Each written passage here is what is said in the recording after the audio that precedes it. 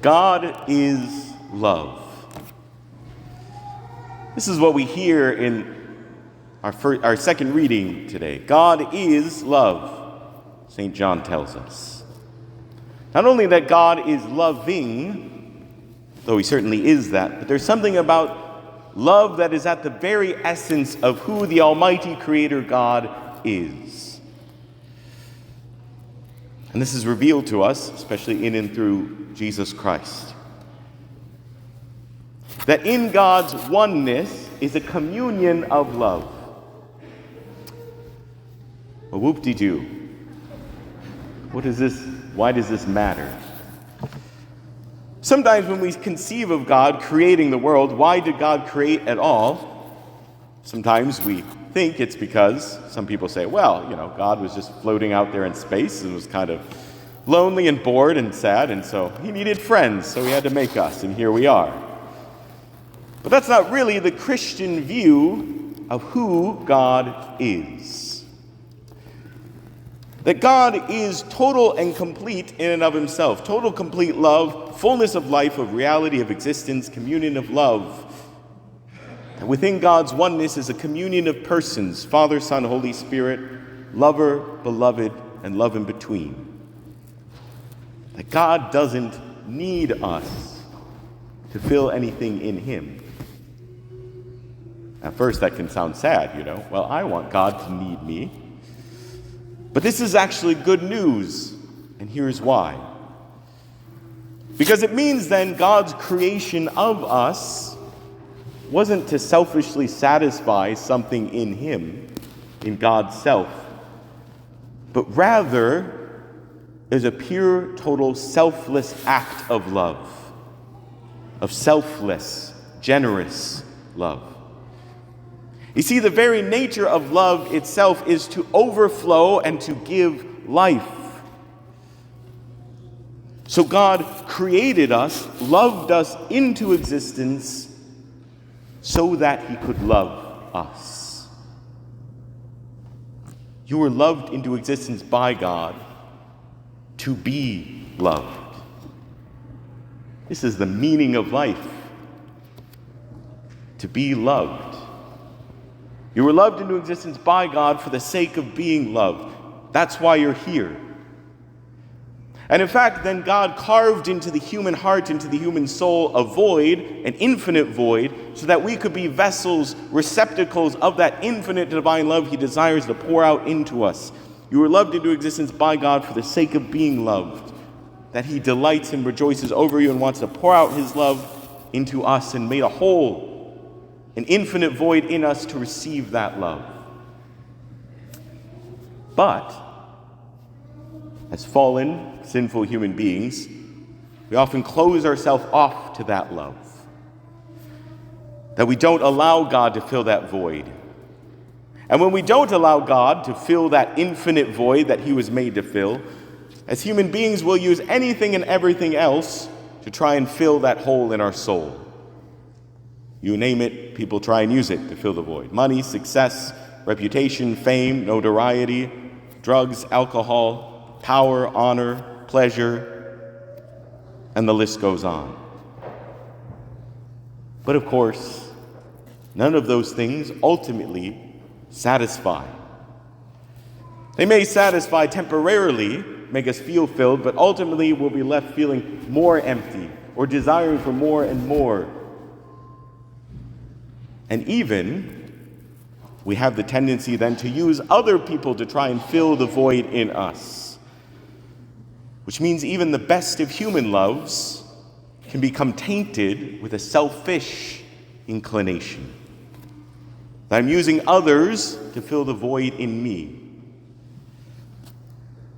But when we allow God to fill that hole in the soul, fill that void, God will not only fill it, but will fill it to overflowing to give life to others. Again, that's the nature of love, to overflow and to give life. That God will fill us up so that we can love not selfishly, but selflessly, pouring out abundant love, truly, authentically, fully loving. So the meaning of life, then, is not only to be loved, but then also with God filling us up to love. The second part of meaning of life, to be loved, and secondly, to love. That God carved into us a capacity to love like him, to be filled up with his love and give that love, give ourselves to others in love. And that everything in Christianity then is oriented towards these two things. First, how do I open myself up to that love that God desires to pour into me? And secondly, how do I live that love in the world? Responding first to the love given.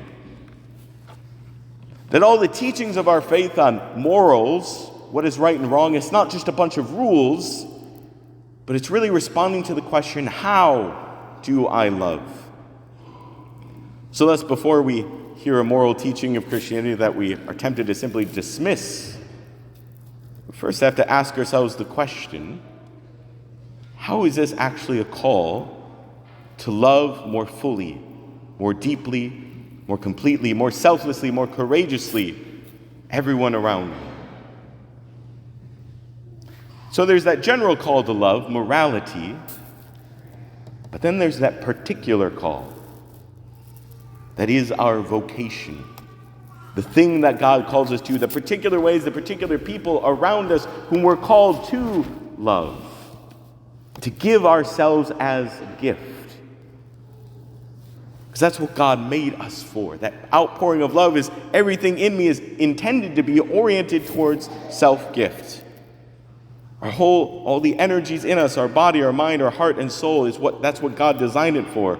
Our very sexuality is meant to be ordered towards offering myself as true, authentic, loving gift. But again, the temptation, of course, is to turn that selfishly towards myself. So what does this have to do with why we're gathered here today?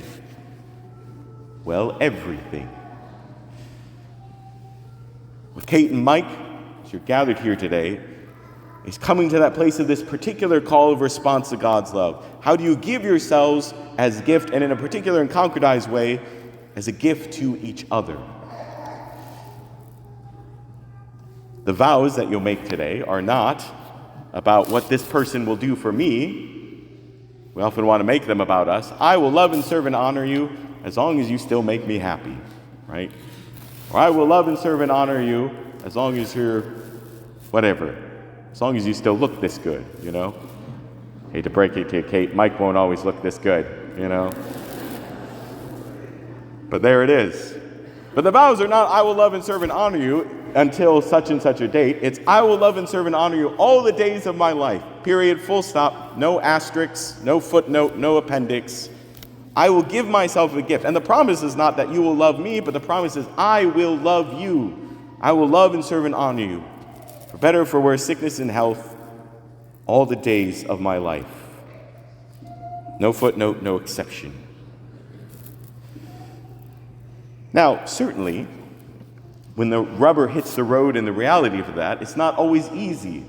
That's why love is a choice, but it has to be a choice that we commit to every day. Because we can't make it dependent on the feelings. I often remind when I'm preparing young, starry-eyed couples for marriage, and to remind Mike and Kate as well, there may come a day in your marriage when you'll wake up, the birds will be singing, the sun will be shining, be bluebirds singing, a beautiful breeze will be coming in the window, and you'll roll over it and look at the person in the bed next to you, and you'll think, really? This is who I'm stuck with, huh? But it's on those days when we don't have the loving feelings, but still make the choice to get up to love and serve and honor this person. That's when the real depths of love are put down deep. The real deep roots of love are grown. On those days, when I make the choice to live into the vows you make on this day, to love and serve and honor this person, regardless of how I feel, because it's not about me, but laying down my life for the good of another. Which is another key Christian principle. When I lose my life in love, that is where I finally find fullness of life. Jesus says in the Gospels that those who seek their own lives will lose it, but those who lose their lives for my sake will find it. Which I remember, I have a distinct memory of hearing that as a middle schooler and thinking, well, that's absurd. What does that even mean? Until you grow older and you begin to understand what that means. When I lay down my life, it's exactly when I live selfishly for myself and I try to grasp happiness for my own self, that's exactly when it all slips through my fingers. But when I lose my life in love, that's exactly where I find true life. When I die to my selfishness and stop seeking for happiness for myself, that's when I begin to find it. When I bind myself in love to another, that's when I'm fully and truly free. That we die to ourselves. We lay down our lives so to give life. And the nature of love is to overflow and to give life. So it all begins with allowing God to fill you up.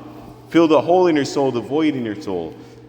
And then sharing in that love with each other as bride and bridegroom. But that also overflowing, not only to giving life to each other, but in children. To fully share in the heart of God as Father. Expressed both in the love of father and of mother. That we're all called to. All of us are called to live with that heart of the Father. First, as his beloved children, we receive the love of God as Father, but then we grow into that call to live, to love as fathers and mothers, sharing in his heart. This generative love that gives life, whether as biological mothers and fathers or spiritual fathers and mothers. It's what he made us for. We are made in the image and likeness of God. So Mike and Kate, whether that's for you, biological children, foster children, adopted children, or probably some blend of all of them, together sharing in God's redeeming love. In loving, especially the children in need and those of the world. So as a concluding remark, I might speak for a moment, a little bit as a brother for a moment. But I have a very distinct memory also from my childhood, when I was around also in middle school. And somehow I got in a conversation with my sister, what do you want to be when you grow up? You know? And I think I said I wanted to be Spider-Man, probably. Still do, by the way, if you know any radioactive spiders. And Kate, of course, giving a far more serious answer, said, I want to be a mom. And that stuck with me. Because it's like, well, what degree is that in college? You know, there's no mom degree. So, and later that unfolded, you know, she'll go get an early childhood education degree and something else. And I don't remember what y'all studied. Special ed, whatever, close enough. But seeing that played out, that it was all oriented, that desire never went away. Even when she was studying in college, that she wanted to be a mother. And I remember we also worked at the famous Camp Gray together, where our reception will be. And I usually did not want the most troubled campers. Every week I'd hope for not troubled campers. I remember seeing my sister being quite the opposite. Who are the most troubled campers? The kids that were the biggest troublemakers, that's who she had a heart for. The kids that she just saw needed love the most. That God truly placed on her heart a call be a mother, especially to those most in need, those who were most desperate for love, thirsting for love. That God placed in her heart this call to fill, to pour out that love in the world, to give life to the most broken, the most lost, that they may know that they are loved. And so, Mike, you truly are an answer to prayer. As I accompanied Kate as a brother over many years of wrestling where and how to live this love and this desire to live this motherly love, to live this call that God genuinely placed in her heart, this yearning in her heart, her motherly heart. that you're the one God has sent into her life to be a blessing to her, to walk with her, and to with her to love the lost, the broken, children of the world. And so together with her to live the redeeming love of God in the world. For that is the meaning of life. God is love. We are to be loved, and with God to love. Amen.